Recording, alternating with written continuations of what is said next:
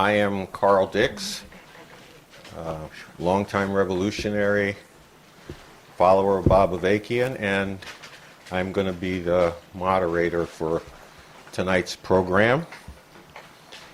It's always a good time to come to Revolution Books because this is a bookstore with books about the world and books for a new world. One totally different than the messed up one that we're confronting right now. One that is the intellectual, political, and cultural center for a movement for an actual revolution. One that is, which is something that is not only urgently necessary right now, but also is becoming more possible because of the moment that we're in, with the fierce infighting at the top of the system and the splits going down through society.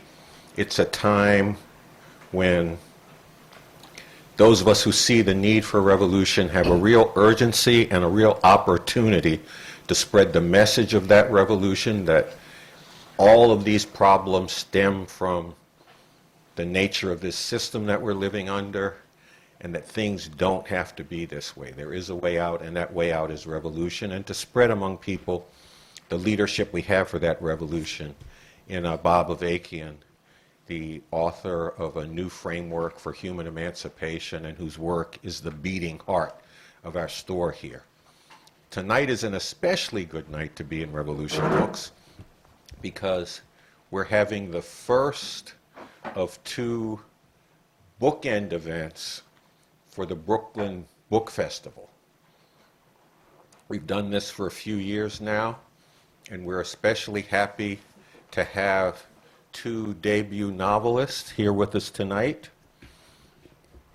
They will be Zain Khalid, and he will be reading from and discussing his book, Brother Alive. And then he will be followed by Thankam Mathews, and she will be reading from and discussing her book, All This Could Be Different.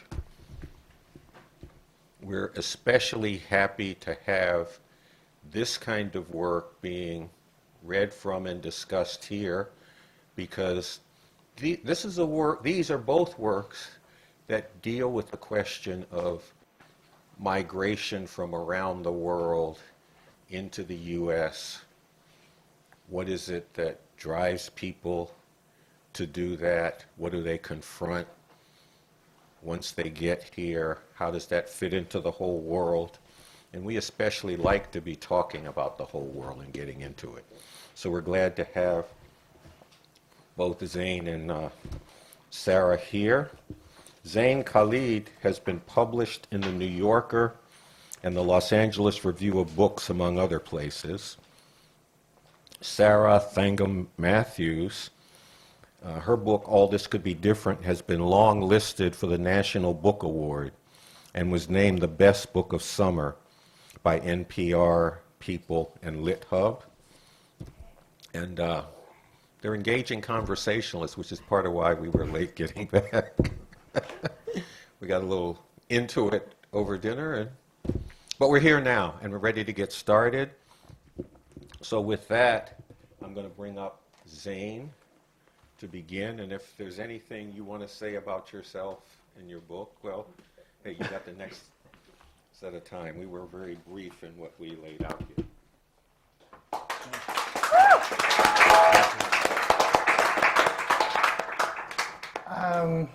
I don't know that there's much to say other than thank you for all for coming and for Revolution Books for having me, having us. The story is about three adopted brothers who grow up above a mosque in New York.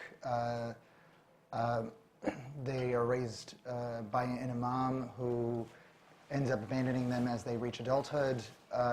They follow his trail only to find he's building something of a neoliberal utopia in Saudi Arabia. He's not. The story is they step out of the shadow of their shared past or their collective past while becoming complicit in building sort of destructive future. The story is complicated by the narrator's hallucinations, like a hallucinatory double that beleaguers and comforts him in equal measure throughout the novel. I guess I'll read from. It's funny because as I got here, I've lived in New York my entire life, and as I got here, Jadakiss and Fat Joe started playing as soon as I came out of the, which is perfect. So I think I'll do the beginning, and then apart from the 9/11 memorial, which is kind of fun. This is the prologue. It's sort of how it acquires language. It is night, and Imam Salim is dozing in his mosque, a little drunk. Our dark apartment is shot through by the naked heat of summer. An exhausted ceiling fan cuts the air in fifths. Something is being turned up so slowly it is hard to know what it is exactly. An exponential S in low frequency, maybe a boiler or a furnace. My senses sharpen, and I am myself a boy sitting on the kitchen floor. At my feet, a beetle is looking at me with misery disclosed behind exophthalmic eyes. There is a dry snapping and the sound of legs. The kitchen fills with a ruddy gas as the beetle scuttles under medical equipment, disappearing amid the tubing and beeping machines. Time unwinds and winds, and Imam Salim is awake now, and I am slung over his shoulder. Sleep rents the room between my ears, and I look back for the beetle to find it has become a child seated on the counter, his legs swaying like two metronomes nudged one after the other. And like me, the child is slender, hirsute, feminine, and unwise. He is not solid. He is either living silver or spun glass. Though just a few hours my senior, he already expects disappointment. When we acquire language, we are each other's first word. It is sort of the way the hallucinatory double is introduced. And this is sort of the story of, this is a snippet that is, or an excerpt that is in large part about one of the brothers selling counterfeit 9/11 memorabilia at the memorial. Actually, wrong one. Imam Salim believed Dio when he said he had found a job as an usher at Film Forum, though he was only 13 and not yet old enough for working papers.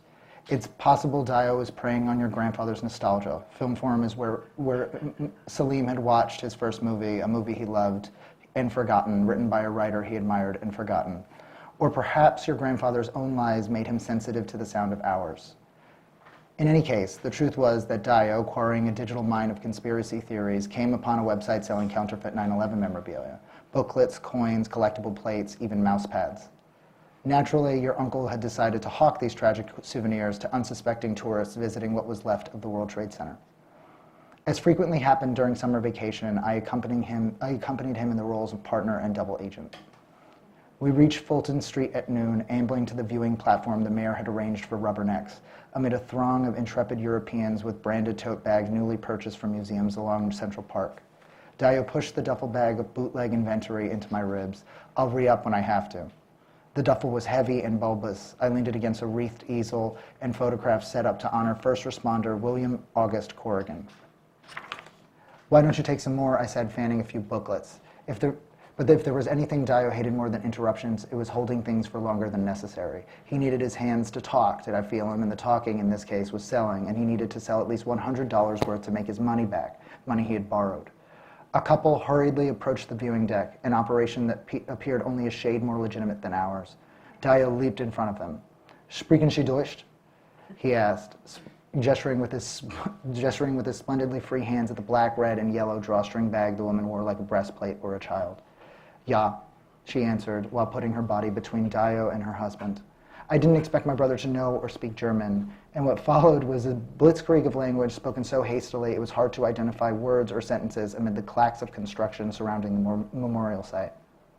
Their conversation was conducted in the patois of jackhammers, even the laughter, of which there was enough to keep the couple folded in half.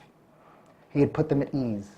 How had he learned so much from Imam Salim when I could barely remember the man's face when I tried? I attempted joining the dryer with a ploy that Dio had spent the previous night rehearsing in front of the bathroom mirror. "Excuse me," I said. "Would you like to buy a commemorative plate honoring the brave men and women, the heroes who lost their lives on that fateful day? Proceeds go to Veterans Affairs hospitals across the country." Dio said something to the German couple, his tone leaving little doubt that he was apologizing for my behavior. They waved his concern away. The woman teased me. "No plate, but we will take your friend. How much?" Before I could negotiate a fair price, $20 plus tax felt appropriate, they were already leaving. Dio chased a repeat performance. He scoped individuals, couples, groups, guessed their nationalities and mother tongues, and opened his pitch in languages I couldn't recognize or assess his fluency in. Luckily for me, his efforts were unsuccessful. Most ended with the apprehensive smiles people reserve for vagrants begging for bus fare, and after each rejection he looked around as if waiting to be rescued by his now lost Fra and her. The day was endless, the sun moving only after lengthy pauses. The buildings in the area were diaphanous spreadsheets, their cells like oil slicks.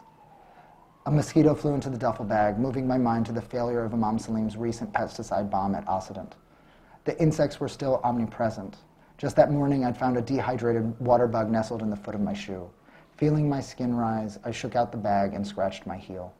Brother is the name of the hallucinatory devil. Brother trotted a half block ahead of me as a Damascus goat.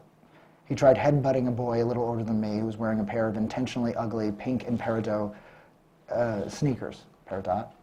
Studying the boy's feet, I immediately resolved to spend whatever money I made for the rest of my life on footwear. Irked by failure, Dio lost interest in selling and switched up the flow. "Don't listen to them, my fellow Americans." I knew this well, disbarred attorney. Bush knocked down the towers. Passers-by were unimpressed. Some told him to fuck off. Conspiracy theorists are ubiquitous in New York and can be listed on the census as its second largest religious group, after the faithfully wealthy.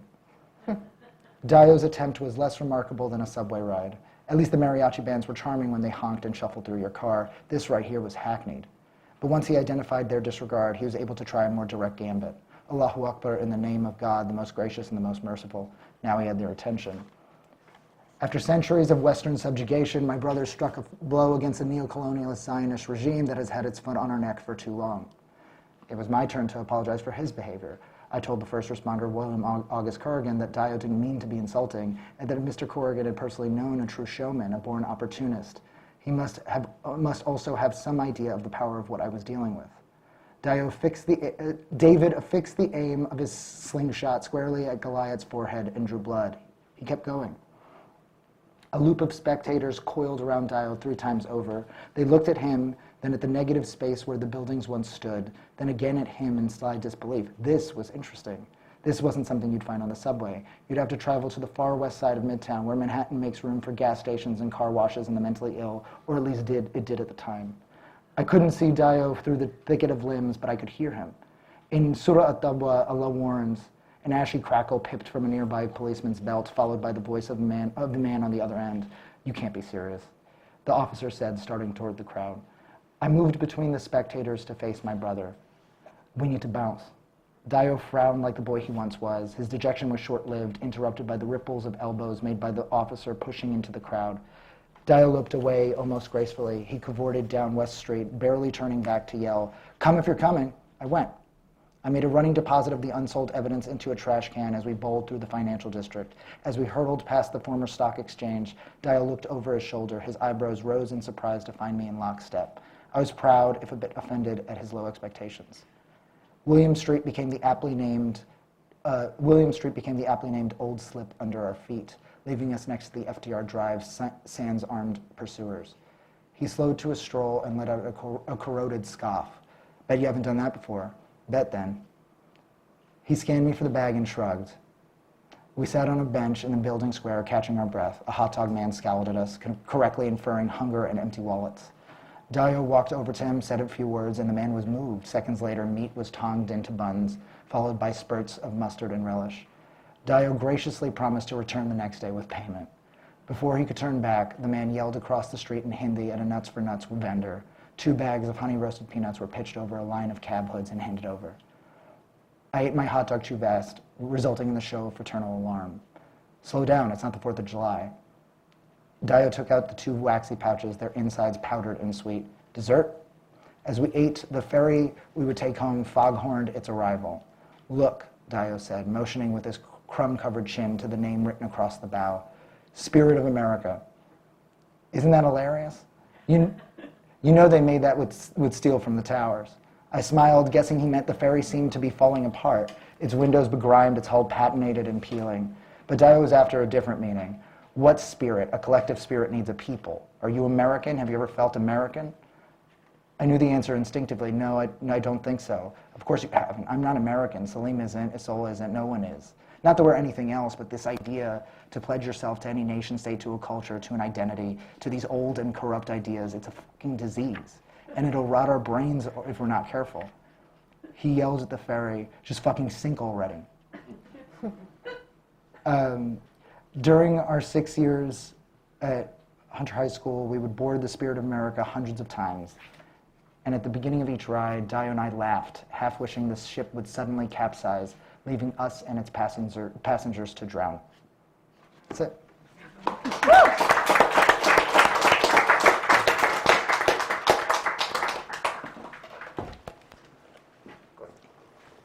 Sarah is going to be next reading from her book.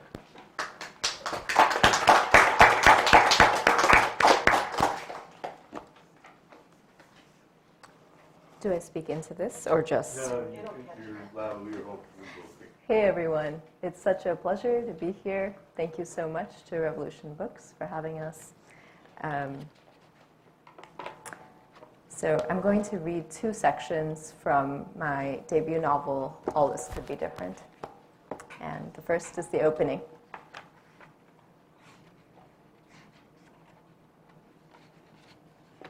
A1.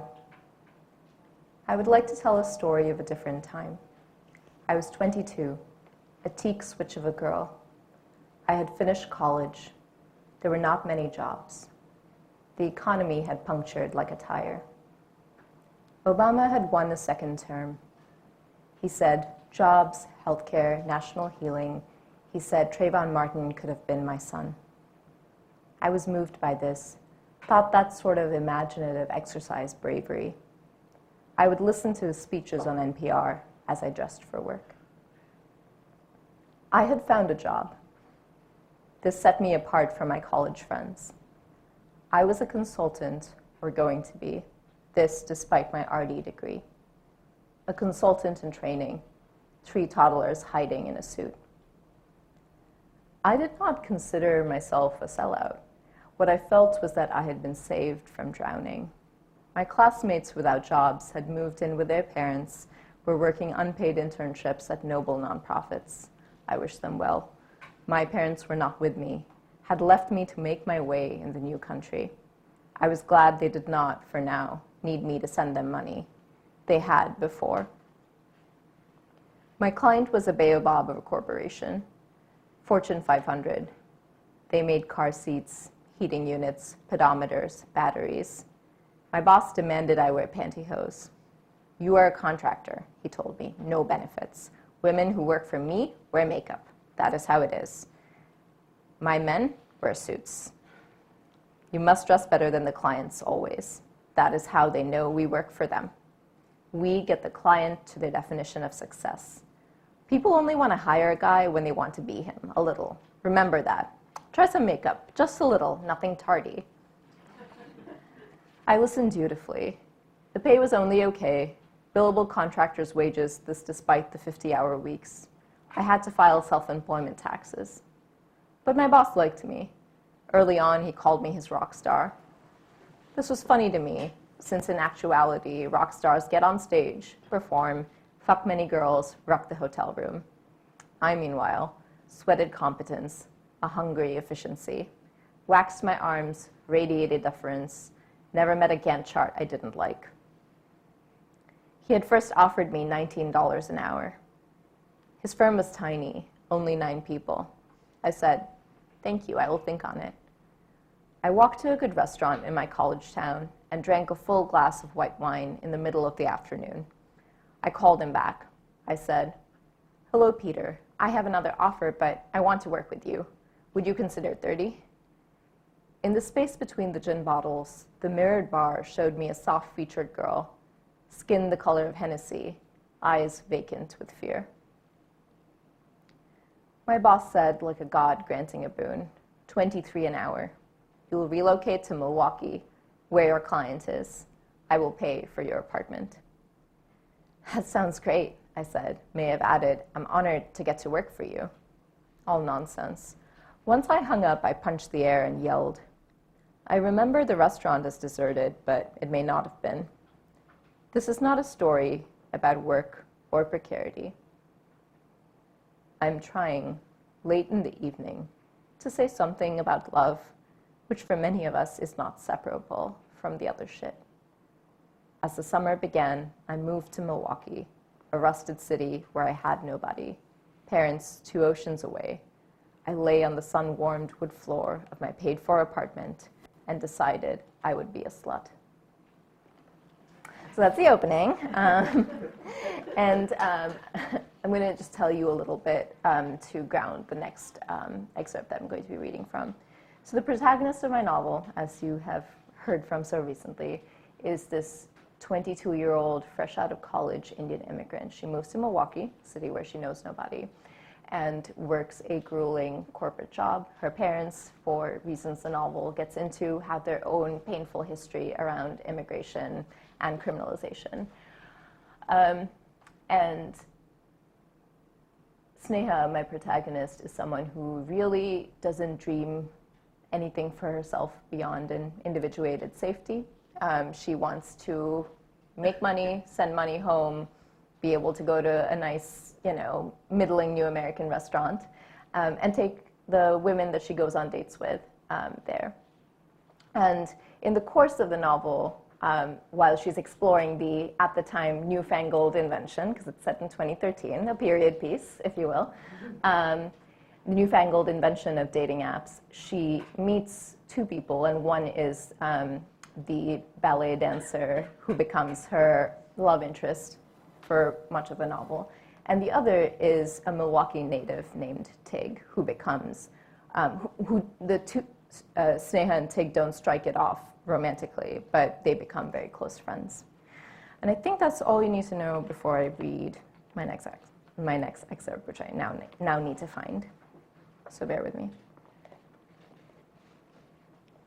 So in many ways, the novel traces the course of Sneha's ascent as a new immigrant, and in many ways someone who's trying to find her way and make a place for herself in the bourgeois society that she has always aspired to be a part of. And it chronicles her ascent and then her descent. And this is a section from the descent. B3. Day after day I slept in. Scheduled emails would boomerang to auto-send at 6 and 7 in the morning. It was relatively easy to fake productivity, a Puritan work ethic. I missed Marina awfully and texted her very little at all. I knew she was busy and did not want to impose. I felt unable to describe the plain facts of my situation, having hidden them so far and so well. The last of winter fled, the chill receding from the air. In a burst of executive function, I walked to a corner store in Harambee and bought canned food, a bag of rice. In the afternoons, I wrote errant bullshit for Peter, attempting to compile our spreadsheets and charts, his adages and formulas, into something coherent for a corporate audience. I paid my taxes with an online program. My bank balance now at $600. Still, over the days, the pain in my head began to dissipate like mist. Some mornings, it would come back down as smooth, cold fog in the brain and burn off by the afternoon. Maybe you were allergic to working there, girl, Tig said. Tig is the best friend, just a note. A fortnight after getting the axe, and with Tig protesting that they never saw me anymore, which felt a bit rich considering they were impossible to make a plan with these days, I felt well enough to make it through dinner.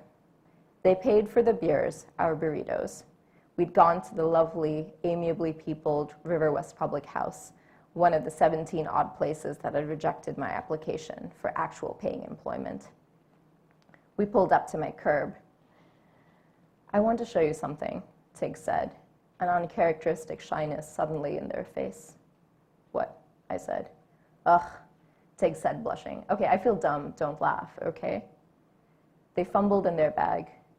My diaphragm tensed. I saw it then, Tig would pull out a velvet box, the diamond ring. I would have to be excited, happy for the two of them, ask prattling questions about how the ring was chosen, how they would plan to propose to Diana. The crown of my skull began to throb. My friends all would leave me behind in life, one at a time. That was one reason to choose a traditional route. Find your own person to go off into the world with, take your place in the expected order of things. But I was wrong. Tig pulled out a small black leather notebook, laughed shyly, said, "I've had this dream. I have not been able to stop thinking about it. Yo, I feel silly though. Read it, give it back to me next Tuesday." "Okay, love," I said. I put it in my coat pocket, squeezed Tig's hand, said, "Thanks for the dinner, thanks for the ride." It was when I was unlocking the side door of my house and beginning to zip my boots off that they ran back out of the car, flagged me down, asked to use my bathroom. Sidestepped my panicked refusal, my realization that my apartment was still absolutely filthy, that in weeks I had not washed a dish or picked up after myself. "Do you want me to pee on your doorstep or in your apartment?" Tig asked, wobbling in batik print pants. "It's one or the other, girl, one or the other." I sat on the tufted couch, cheeks burning with shame. Around me, the reek of old trash, bowls crusted with old food, cans of tuna and chickpeas left pell-mell on every surface, my footprints visible on the floorboard dust, the stop clock with its broken glass, sheets and couch stuffs full of crumbs. "What's going on with you?" Tig asked, stepping around my apartment. "No, bitch, don't tidy on my account. Leave it. I'm just asking, are you okay? You live like this now?" Tig swiped wax energy bar wrappers off the couch. They fluttered to the floor. My friend perched next to me. "I'm a hot mess, I know," I mumbled. "Sneha," Tig said, and I winced slightly at this unnecessary invocation of my name. "Girl, I don't want to offend you, but you ever thought about seeing a therapist?" "You think there's something wrong with me? I think you're maybe depressed on some level, and it's an investment in your..." "Leave me alone," I spat, losing my temper entirely. "Are you a white girl or something? Get out of my bloody business. Who asked you to come here? You think all that needs to happen here is me pay some lady with glasses on a chain to listen to my trauma? What does it mean to be investing in my mental health? To be healthy? Show me a healthy person. Is it you?" I opened the notebook, feeling bruised and sulky. This after Tig told me that I absolutely could not talk to them like that, and left, closing my door forcefully. The notebook was black leather, imitation crocodile, its edges gilt. On the book's first page, Tig had written down in a looping child's hand, "This is my dream for myself. This is my dream for my beloveds. This is how I hope to leave a legacy. Parentheses, I also hope to write books, ... My name is Antigone Clay, and I am a philosopher, a barista, a so-called gig worker, a subject under racial capitalism, a student, and a gender-fluid black child of the universe. We create our lives, saying one small yes to one small thing at a time. We create the world that way. That is how heroin users and racist suburbanites and political revolutions are made. We say yes to something better. We dream of a pink house with land around it, where all the people we love can live safe. We promise ourselves we will bring this to be." In my bed, full of crumbs and Wendy's wrappers, I read the rest. A manifesto meets Project Vision. Tig wanted to band together with people who shared the same beliefs, people who sought security and community, people who were tired of being ground down by landlords and bosses and corporations, people who are willing to share power and resources, money and dreams. Together, they would save up, pool those savings, and buy the pink house, would learn construction and rearrange the innards of the property, build a pizza oven and raise garden beds, install an outdoor shower and a hot tub. We dream, Tig's pendulous writing said, of a hot tub full of women, lovers, and friends. They would hold house meetings to process dispute and idea. In time, they would build on the pink house's lot's southern edge tiny insulated homes for people who are homeless in the city. They would share money. They would protect any family member who fell upon hard times. They would never have a landlord again. Part of me was impressed. Most of me sneered. How would they get the money for this? What if someone in this idyllic-ass commune wanted or needed or desired to leave? The 1960s called, and they wanted their ideas back. I turned the page. Tig's blueprints. In smudgy pencil, they had sketched the house out using the floor plan from its last selling. A wing of the house had my initials on it. On the next page was a hastily scribbled rendering of a garden dotted by small cottages. One said, Mama and Kelly Joe. One said, writing studio. One by the vegetable garden said, appended by a question mark, Sneha's parents. I closed the small notebook and held it to my heart. I burst into tears. Thank you so much.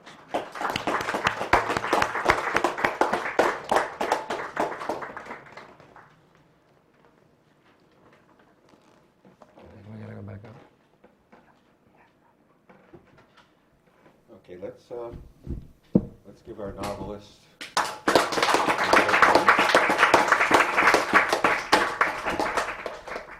And as I was sitting down there listening, I realized I didn't tell you the shape of the whole program, which I was supposed to do at the beginning.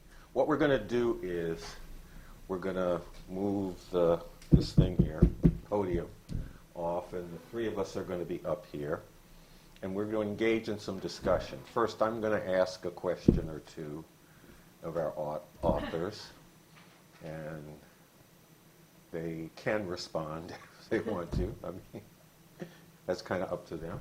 No, I'm going to ask some questions, try to get the discussion going. If they have anything they want to ask of each other, that's fair game too. Then after a bit of that, we're going to open it up for conversation with the audience. And at the end of our program, both authors, I believe, have agreed to sign books. So you have a chance to get your copy of their debut novels signed by the author, autographed. Who came to this country in different circumstances. Sneha, from All This Could Be Different, was brought here by her parents. You talked about Deo, Yusuf, and Isol, who were brought here as almost infants, very young children, and they were there with they were adopted by an imam who became their father. But the thing I wanted to get to is both of the books rest quite a bit in the immigrant experience. And I think this is important because, look, the world has to come first. This is the situation that we're dealing with. It's okay to applaud if you like, if something strikes your fancy. Because the situation we live in today is that the world is knitted together. It is knitted together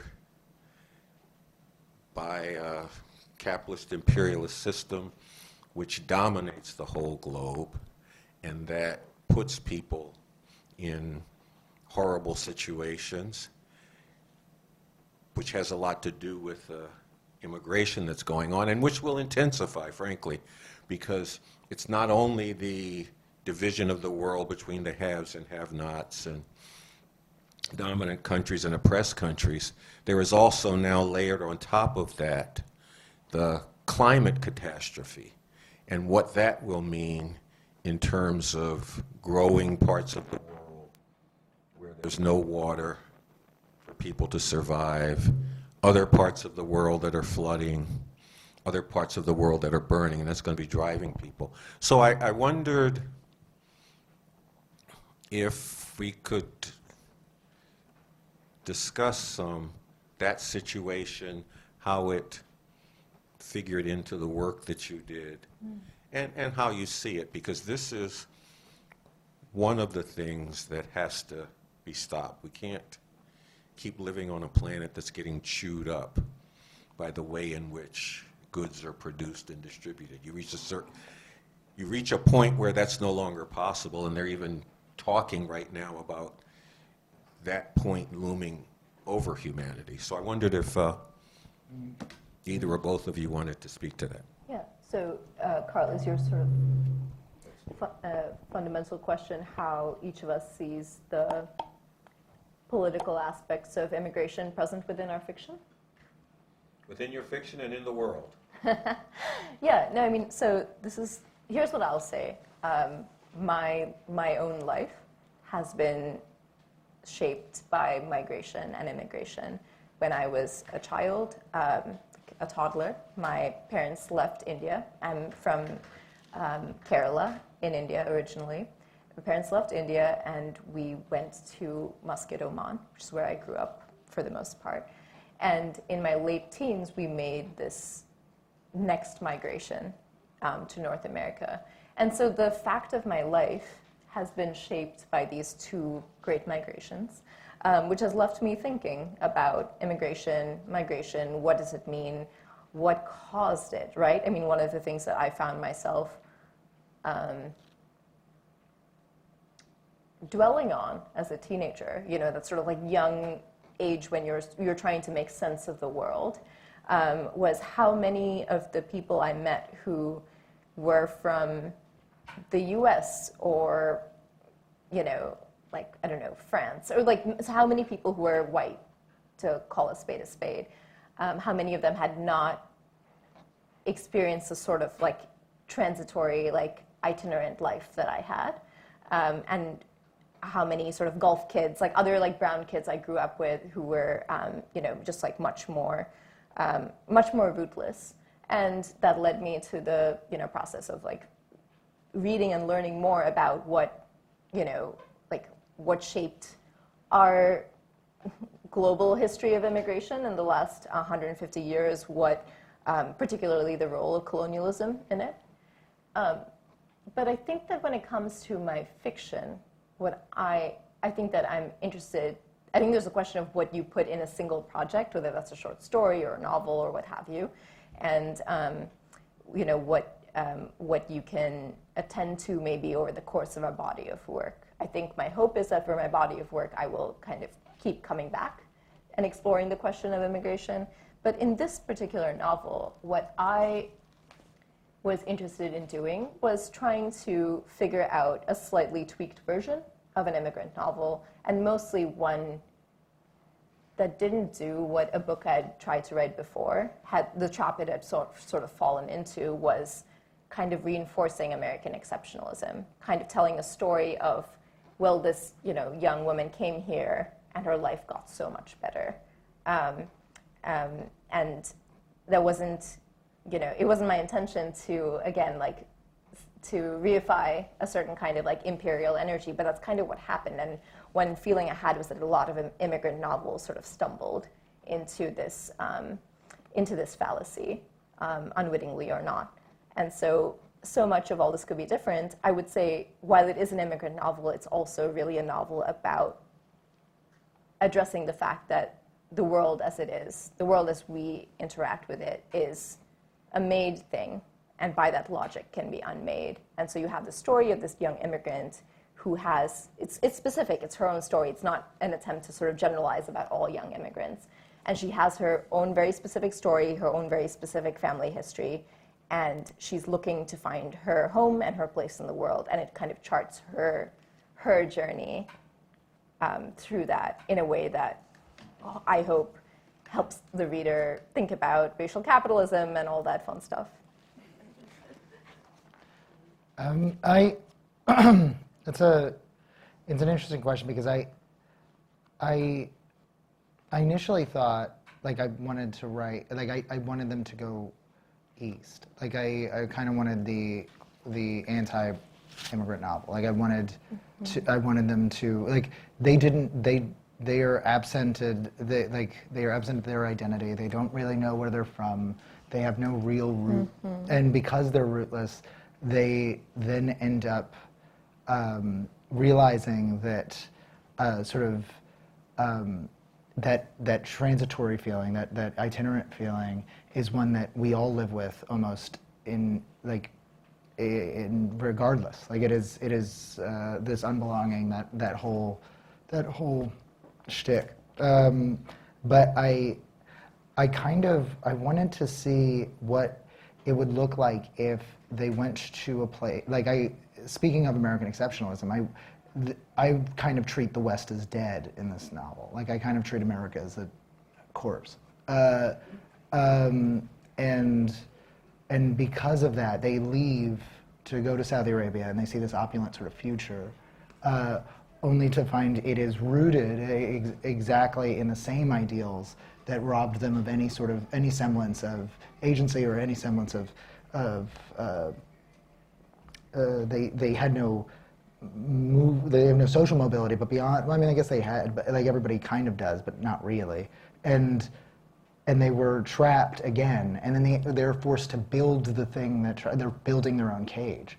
And I think that's something I wanted, like no matter where you go, there is no, that scene is like pledging your allegiance to a nation state or like a culture is almost, it's a dead idea, because all of these, they've become homogenous. Like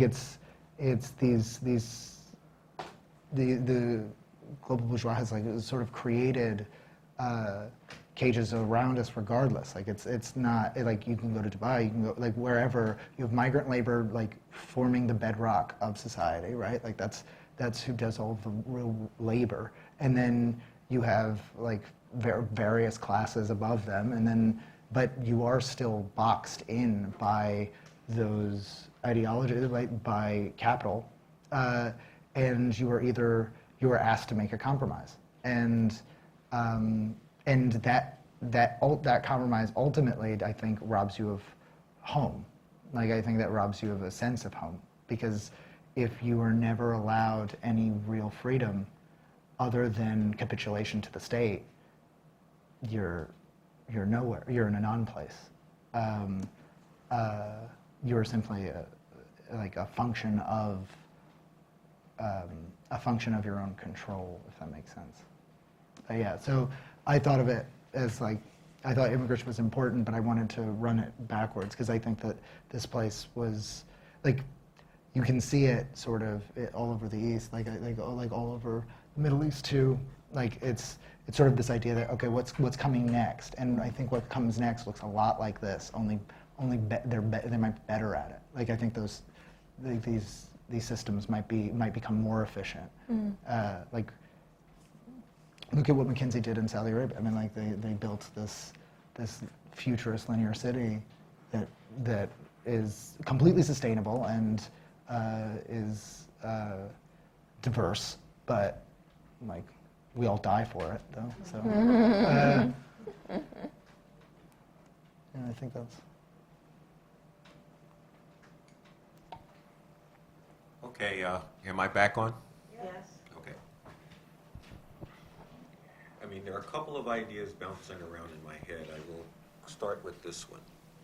In both of your novels, one thing that runs through things in different ways is this question of how people move through the world and how they express their love. And I thought, and while it's gone at in different ways, but in both of them actually the question comes up of doing this is a step that people have to consider taking and think about what will be the consequences of that. I don't know. No, I'll just toss that out. Because you're speaking to the immigrant experience, but you're also speaking to another aspect of the way the world is today on both ends.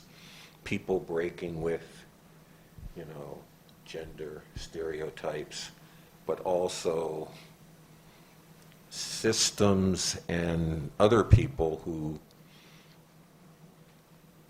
want to exact a price for that. Interesting. That's an interesting question. I think about it. Like within the context of love. I think there's a line that love can only be love without ownership, and I think about that sometimes as like kind of the. But there's this human element, like you still want to like wrench it from people, like you still want to like not trick necessarily, but I mean like you will do whatever you like if love is a necessity, like a Maslowian sort of like necessity, right? And I do think it is. I think that so in one instance the father leaves them, like he leaves these young men as they are reaching like adulthood, and he actually says love is only love without ownership, and then he says just keep alive. But that is like a manipulation because he knows they have no choice but to follow him, and there are these moments of perceived choice that are elided, like that are or undercut by material reality or by personal obligation and familial obligation, and that's like it's a matter of consumption. We are constantly consuming one another, and that's kind of why the hallucinatory double exists in my book. It's like it is that question of consumption, like what we are consumed by and how we are consumed, and how that is then like what does that leave of the self? Like does the self continue to exist after this this sort of pilfering? So I think about it like as a series of not so much compromises, but like the loss of self to the state and to love even.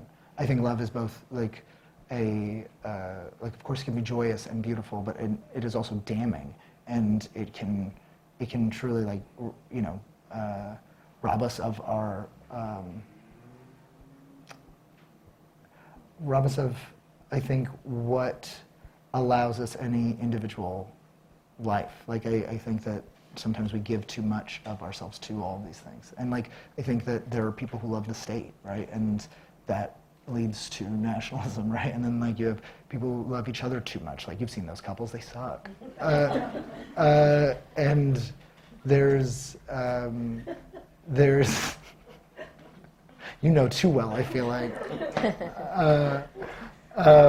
But I think that is something too that is something to consider. Like what, like sort of in your book, like if you're giving money to your parents, right, and like the sort of familial obligation there, and like yes, that is, and like there is also like something being taken, not just money, but like this other thing, this part of you. And so yeah, I think that's like love is very complicated in this book, and I don't think that there's like a and it's not just romantic. It's actually there's very little romantic love in this, but it's love of everything. Like it's the borders between us and the external world, and that's love, right? Like that's kind of what, if revolution is required, right? Then that it needs to be that borderless place. And how much of the self do you still have in that place? So yeah, that's kind of what I was getting at. But, That's very beautiful. Thanks. I think that within the schema of my novel, this is how I think love functions. But even as I'm about to say this, my belief is that often writers and authors are the least intelligent people about what they have written. So, and often, miss the mark or overshoot it. But here's what I'll say. I think that within my novel, there's a mirroring of the personal and the schematic, or the systematic. The novel mostly lives in the personal, and that is in part because I believe that we as readers often feel the personal and the individual most deeply. But there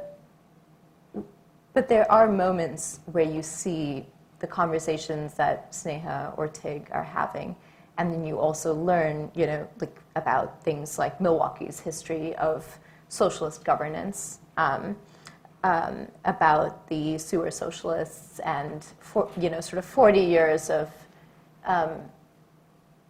incremental worker-focused change that the city that these young people are working in and living in and struggling in was built on.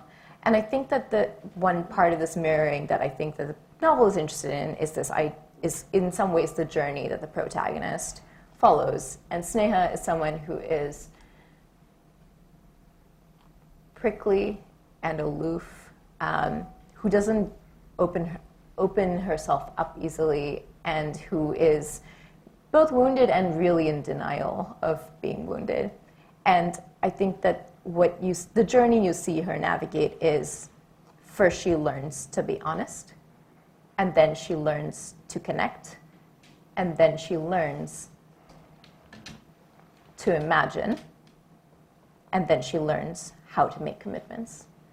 And in some ways, Tig and their other friend Tom, who in many ways are the sort of like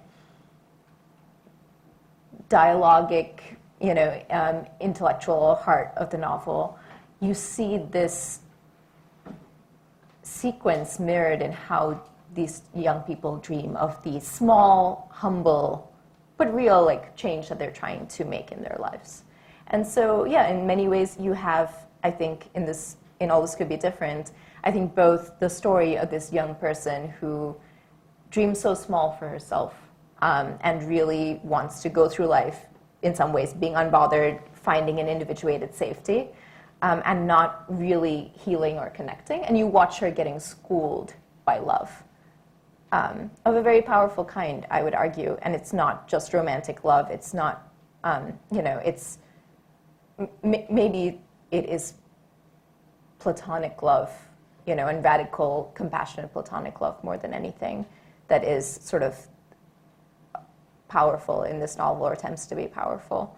But you also have her friends, in particular, trying to harness love as an instrument of change. Okay, I'm going to do one more question. Am I on? Yeah, I guess I am on. And it's up to you guys if you want to speak to this, because it's not a literary question, so in your capacity as authors, you can decide if you want to talk about this one or not. And it relates somewhat to what you raised about, the manifesto you read, what you said about it, because both of your books have people who really see a whole lot about today's world that needs to be changed. And your protagonists go at it in different ways, but they are trying to enlist in something to do something about today's world in the shape that it's in.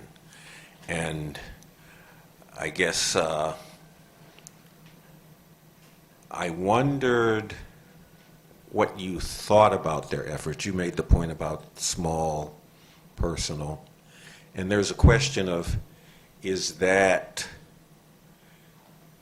what's needed today, or is more needed in that?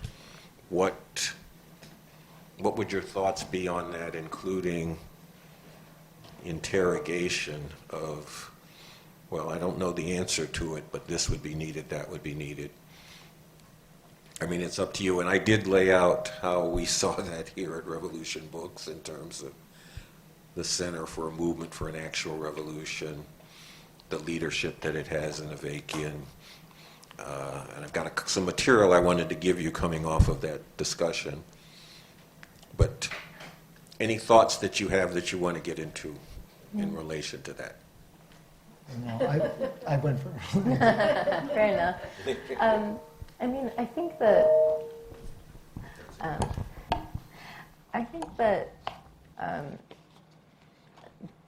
at the end of the day, the person I am, I always have more questions than answers, and I'm always more interested in loving the questions and holding them close and turning them over in my mind. And I think that's one reason why I write fiction and more than nonfiction. I think that fiction allows you to live in the questions in a in a particular way that I'm suited to. I don't think it is a matter, like I don't think that the change that many of us, I suspect, I don't want to make assumptions, but that many of us want to see in the world, I don't think it's a matter of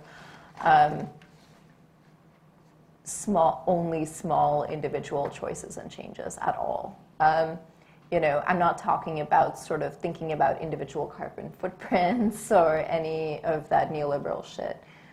But I am interested, and I've been trying to write nonfiction about this, actually. I'm interested in what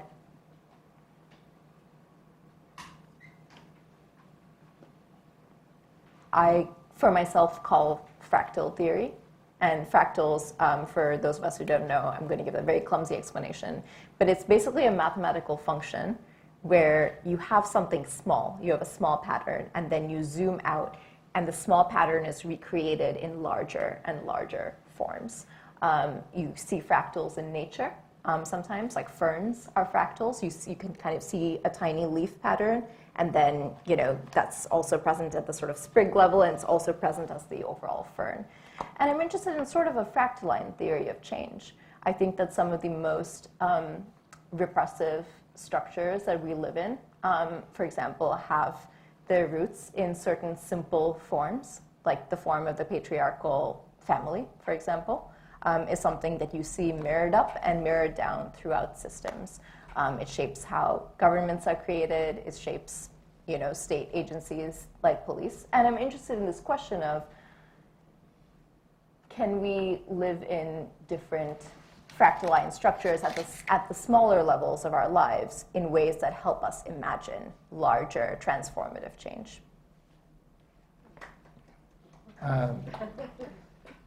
Yeah, I wonder about that too, I guess. I think that's a nice way of putting it. Because then you think about the family unit, and then perhaps if you restructure that, how much else is there's a domino that falls there, and if you do it on a community level, and then you keep going.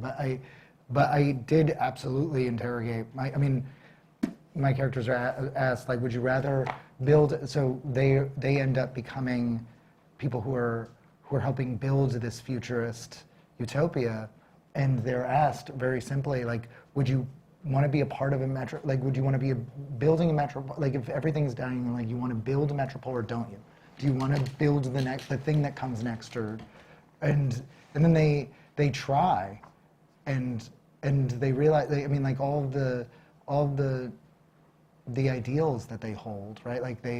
It should be sustainable. It should have it should be something that serves. It should create a jobs program. It should do all these things that you necessarily would want out of a state, and then they realize the cost of it almost always is bloodshed. It's almost always violence, and then they realize that not only are they complicit in new violence, but they are not. They were subject to violence before they were born, and they realize this idea of revolution can not even revolution, but sort of that dialectical, that synthesis, it's creating something new. Anytime you have something new, something almost necessarily dies, and so they opt out. They opt out of the project, and I think also that is a form of cowardice. I think that both forms for me end up in this place of. I agree. It's a question. I don't have an answer, but I do believe that there are moments where the decision to be complicit matters, and I think if we attempt to be less and less complicit, and it's not just not ordering from Amazon. It's a little bit more more meaningful than that, and it's within art. It's within all the things we actually consume. There is stretching that we do not do, and to see the world differently, and to hold paradoxes in our head for a little bit longer than we necessarily we all come to things with so many answers, naturally. But if you can hold a paradox, I think you can find can find something worthwhile. I don't know that I don't know that gets us to where we want to go, but I know that that's, for me, something that has been helpful in visualizing change, I guess. Okay. All right. I did say I was going to open it to the audience, so this is your chance. Do we have a mic circulating? Okay. We're prepared. And while you're thinking of comments, questions, I just want to remind you that this is the first Bookend event of the Brooklyn Book Festival in Harlem. The other bookend, because you know you got to have two bookends, is going to be reading and discussion with the author Caroline Elkin, Legacy of Violence, A History of the British Empire. And look, this is a book, you know, you saw that stuff about the grieving for the royal family. Well, this is a book that's going to get you to the reality of what that royal family was founded on. And this is something that people really need to check out. Come back, bring some friends with you, bring some people who may not be your friends but you think need to learn this. So, okay, there we go. Coco. I asked the first question at the last event, too. I'm going to try to articulate this as a question. I'm really stimulated by the conversation. I'm also a novelist and fiction writer, and I am also a aspiring communist and revolutionary, and I don't think that those two things have to be mutually exclusive or a choice. I would say I was a aspiring fiction writer before I became an aspiring communist, but something that I'm getting out of the conversation is that your work is pointing to the system that we live under, and no one can actually escape this system, even if individuals can. As humanity, we can't, and we're actually more and more being constrained and pulled off a cliff by the system. And I guess my question, you know, and then that leaves the question is what else is there? Where's the hope? You know, can this system be overthrown and replaced by something better, or do we just have to, you know, find ways to live with it? You know, and this is the question that is consuming me these days. So I guess I'm wondering, you know, one, like as you were writing, I mean, I know, Sarah, in your book, you have conversations about other systems, communism, the Great Leap Forward, and I was wondering if you, sort of what your process was for, like, putting those kinds of conversations in fiction, and, you know, I guess just, I don't know if this is a question or just a rhetorical question, but I'm just wondering how can we have these conversations in fiction that are not also at the same time constrained by the system that we live under? And I was wondering if, you know, are you thinking about how this is going to be read or perceived in a system, in a society that's very anti-communist, for example? I really just love a lot of things that you both said, but something about the imagination, I can't remember, how Sneha's journey, she learns to imagine.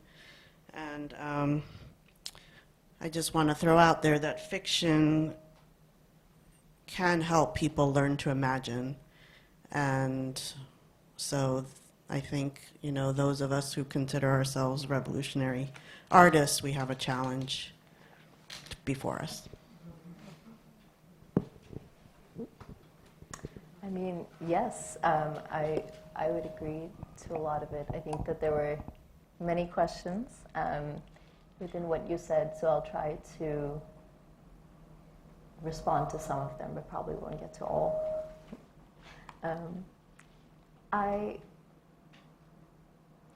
I think it's really a matter for like artists to figure out like what mode they want to work in, right? I think that there are certain facts about mediums, like I think there's certain things you can do well in a film versus a TV pilot versus a novel versus a zine versus a manifesto. And I think often it's a matter of figuring out like what the fuck it is that you want to do and deciding what form would be best for it. I spent 7 years working on a novel that probably could never actually have been a novel because I was trying to do too much and put too much in there.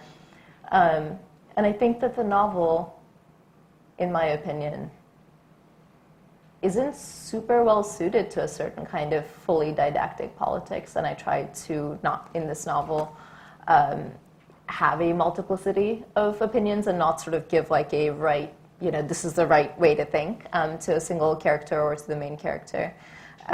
But yeah, I think so much of our journey as artists is about figuring out the containers for the thoughts and ideas and explorations of imagination we want to give to the world, right? Like Octavia Butler made a series of choices about the container she wanted to use to, like for her explorations of imagination that she wanted to give to us.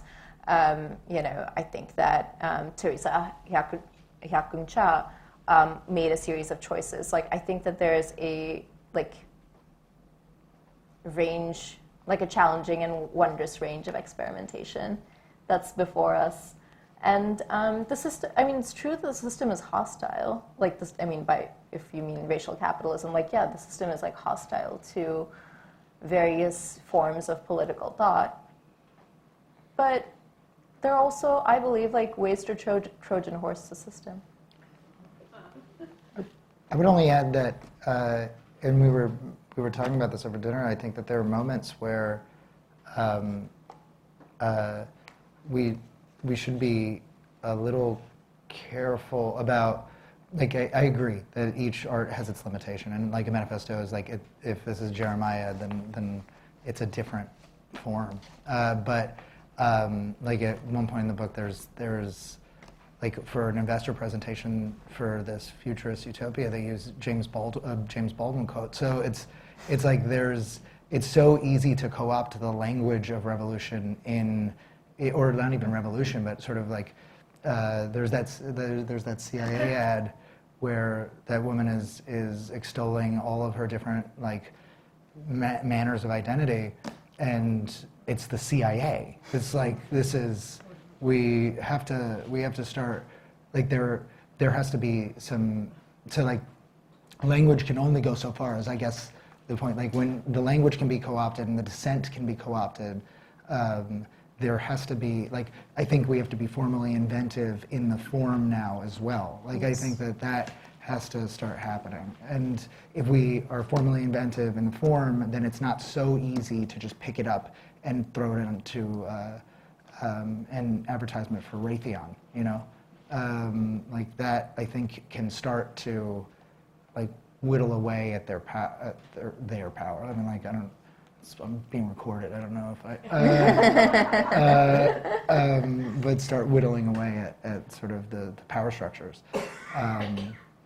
Yeah, I think that's absolutely right. And I don't know, I think about what Mark Fisher had to say about capitalist realism, right?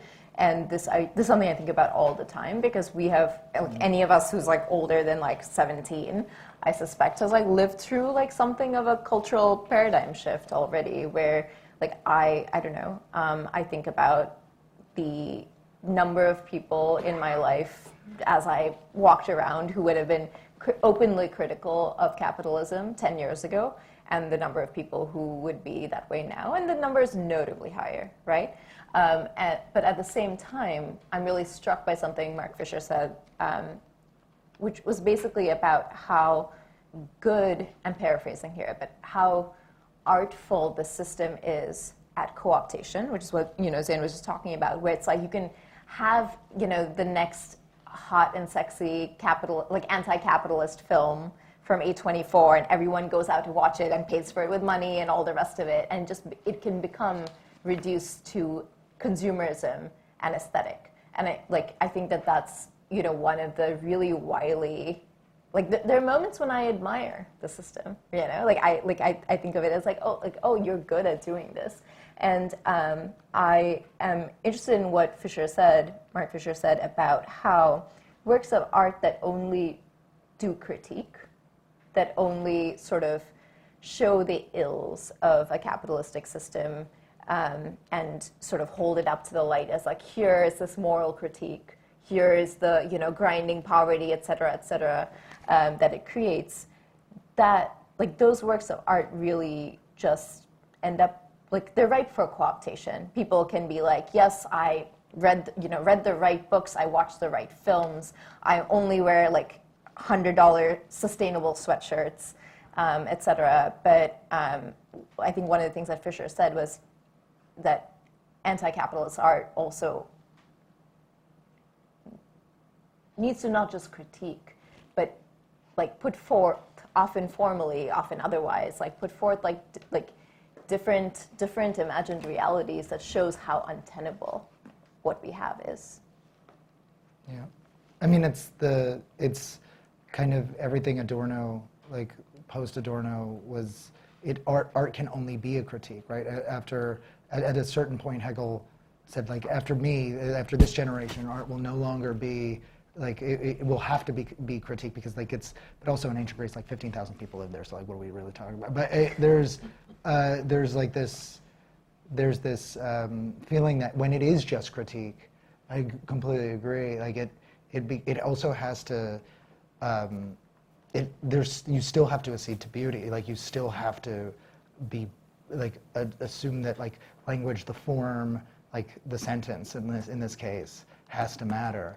And it's not beauty for beauty's sake necessarily. It is imagining, sort of, even if it is destitution, even if it is penury, even if it is desolation, if we render it as something human and not just a function of the system, right? It's these things exist in us because we are these things. We are desolate. We are. We strive in ways that are damaging to others. We are manipulative. If we recognize that is the system is just on some ways just a group of people. It is us. And if once we recognize that, perhaps and beautifully, then I think of Toni Morrison all the time, but what she's able to do in jazz, when the wife tries to stab the lover of her husband after she's dead, it's how much pain. There's not a capitalist critique. However, the system in which they live, there are those elements. Of course, it's the city. It's the city grinding on top of you, and so that you are so desperate for human connection that these things happen. And that desperation is something that she renders well. I don't think it's I don't think it is just a critique, but it's this. It changed my life. That is my New York novel for. But I think that if we remember that, then something new can happen. But unless we remember that, if we just offer critiques, I don't think it gets there.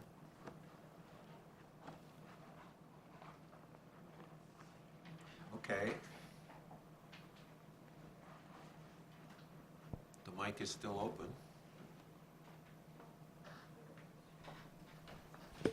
Thank you. My question's for Sarah. Sorry, I haven't read Brother Alive yet. That's okay. One of my favorite things about the book is how intentionally you use food to set the tone. The pairing of coffee and oysters, and even just the phrasing box origin Italy feels very deliberate.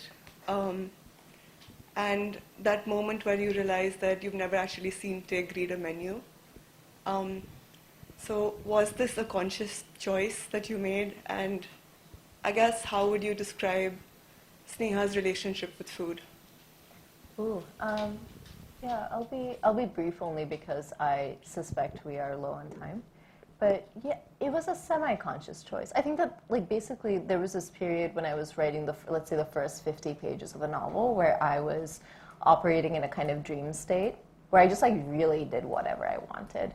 I just followed what I was curious about. I felt like I was falling into the portal, you know, of this character and her world. But I noticed like food kept coming, like food and housing were the things that kept coming up. And I sort of tried to follow those through lines all the way, you know, to where they led me. I think that food is one, you know, it's this funny thing because, you know, other South Asian writers have like railed against how food is sometimes talked about when it comes to like novels by people of South Asian heritage as a sort of agent of othering. You have the curry novel, you have the mango novel, whatever. And, you know, I do hear where they're coming from. But to me, like, food is just so damn useful. It is a way, it is something that we all like have to interact with. We need it to live. And it is a way that the political and the systemic becomes something that characters or everyone in this room literally consumes and puts in their mouth. And so for that reason, I wanted food in the novel to signal Sneha's life, history, and background. When she goes back to India, you see how her family eats, her, you know, false ascent and then her descent. And I wanted it, you know, I mean, there's a lot about hunger in this novel and in its characterization. I think hunger for food, hunger for sex, and hunger for safety. So I think all of these things are mirrored. Thank you for asking.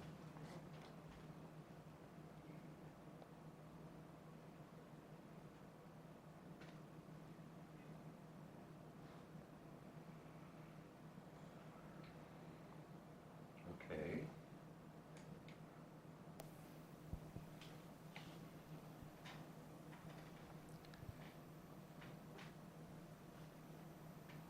All right, well, I mean, look, I'm not going to make somebody raise anything. And, I mean, the time thing actually has a lot to do with you all, because there is some signing we want to do.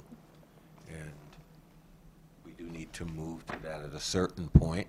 I don't know that we have to do it right this minute, but if there are no more comments and questions, we could actually move to that. I think we should once again give a round of applause to our novelist.